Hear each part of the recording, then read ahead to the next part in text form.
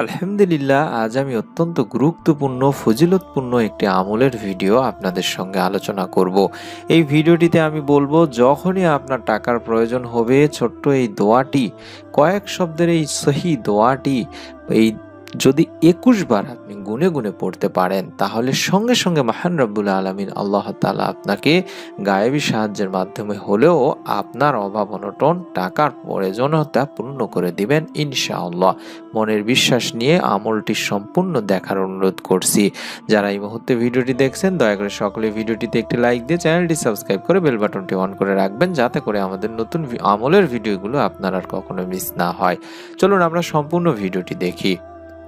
আমরা সবাই চাই যে আমাদের জীবনে প্রাচুর্য আসুক। এমন কিছু মানুষ আছে যারা অর্থনৈতিক দুশ্চিন্তায় এমন অস্থির হয়ে যান যে বর্ণনা করার শক্তিও হারে ফেলেন। কিন্তু ভুলে গেলে চলবে না, সকল সৃষ্টির জীবিকার দায়িত্ব মহান রব্বুল আলামিন আল্লাহ তাআলা নিজেই নিয়েছেন।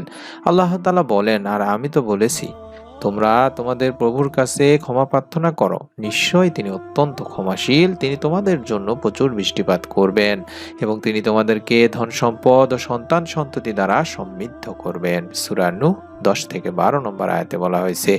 উক্ত আয়াত থেকে আমরা বুঝতে পারি যে ইস্তেগফারের মাধ্যমে যেমন আখিরাতে মুক্তি পাওয়া যায়, তেমনি দুনিয়াতেও এর সুফল অপরিসীম। আল্লাহ রাসূল সাল্লাল্লাহু আলাইহি সাল্লাম বলেন, যে ব্যক্তি নিজের জন্য ইস্তেগফার বা ক্ষমা প্রার্থনাকে আবশ্যক করে নেবে, আল্লাহ তাআলা তাকে সব দুশ্চিন্তা থেকে মুক্তি দিবেন, সব সংকীর্ণতা থেকে উদ্ধার করবেন এবং তাকে এমনভাবে জীবিকার ব্যবস্থা করাবেন যা তার চিন্তার বাহিরে।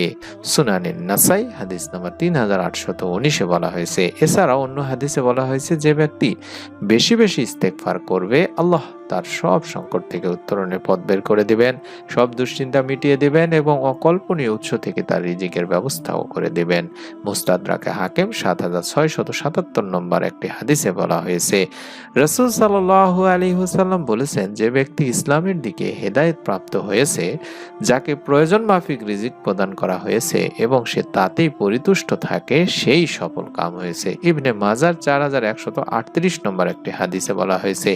এটা থেকে বোঝা যায় যে অল্পে তুষ্ট হওয়ার মানসিক শক্তি বৃদ্ধি করতে হবে আমাদের সকলকে।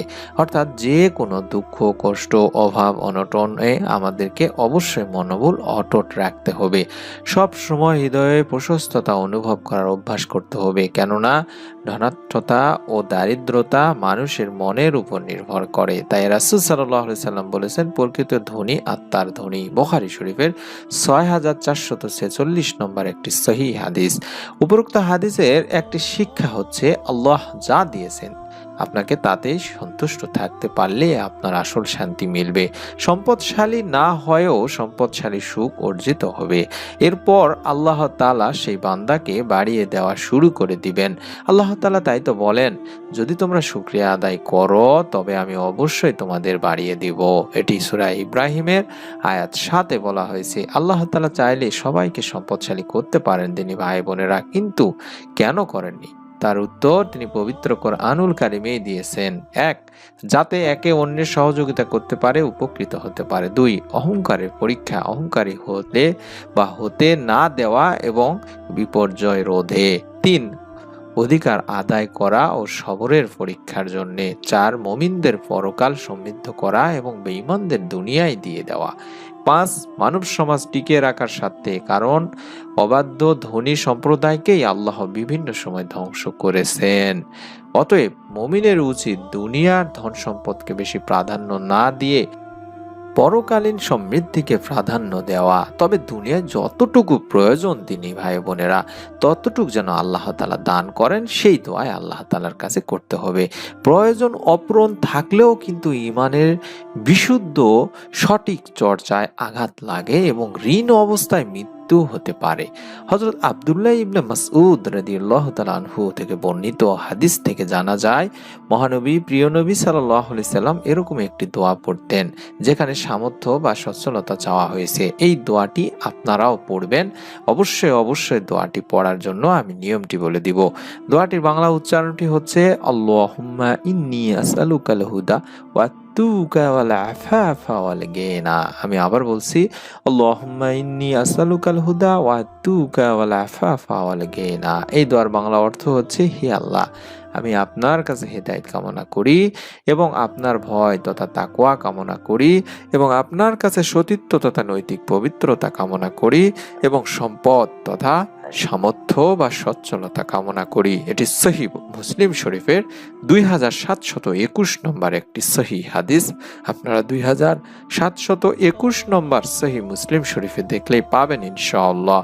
তাই আমরাও এই উল্লেখিত দোয়াটির উপর আমল করতে পারি। যখনই আমাদের টাকা পয়সা অভাব অনটনে পড়ব, তখন এই দোয়াটির মাধ্যমে আল্লাহ তাআলার কাছে আমরা হেদায়েত, তাকওয়া এবং সচ্ছলতা কামনা করতে পারি। এই দোয়াটি আপনি যখনই পড়বেন, তখনই অবশ্যই দোয়াটি পড়ার আগে 3 বার অন্তত হলেও দরুদ শরীফ পড়ে নেবেন এবং দোয়াটি পড়ে আবারও 3 বার দরুদ শরীফ পড়বেন। এইভাবে আপনি আমলটি করবেন। যখনই আপনার যা কিছুর প্রয়োজন হবে, বিশেষ করে অভাব অনটনে থাকলে, দোয়াটি পড়ার পরে আপনি আল্লাহ তাআলার কাছে আপনার অভাবের কথা, সমস্যার কথা বললে আল্লাহ তাআলা গায়েবী সাহায্যের মাধ্যমে হলেও আপনাকে সাহায্য করবেন ইনশাআল্লাহ। এটি সহিহ হাদিস দ্বারা প্রমাণিত একটি দোয়া।